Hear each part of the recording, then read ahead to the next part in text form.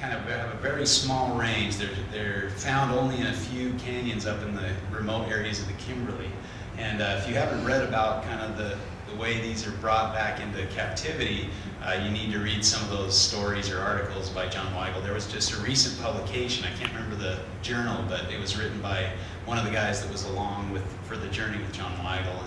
And just a cool story. I mean, they were floating in these rubber rafts, and they had crocodiles coming up and bumping the boat and stuff. I mean, they were risking life and limb to get in there to find these things. And John Weigel was, persistent enough with the government to get the permits in the first place, which is, about the same as getting bumped by a crocodile in a rubber dinghy. But so he brought these back in captivity, and apparently, thankfully, they're very easily bred in captivity. So now these are one of the most commonly kept snakes in captivity in Australia. I mean, you go over and elapid keepers are like, oh yeah, there's my rough-scale python. It's kind of like the requirement here to keep a ball python. You got to have at least one in your collection if you like reptiles.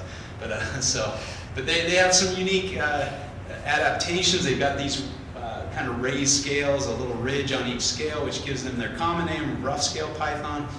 It's likely that this could be used maybe as traction for holding onto trees or even rocks. So there's been some observations of these feeding on bats, as the bats exit the cage.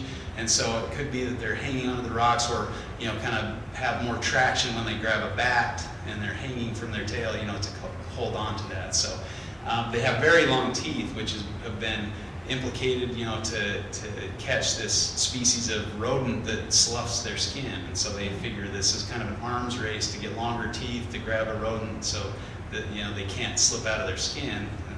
Just kind of interesting adaptations. But they show these teeth off once in a while if they're ticked off. They'll open their bottom jaw and it gets kind of flat, and they just gape their mouth. And they've got these giant teeth hanging out. It's pretty impressive.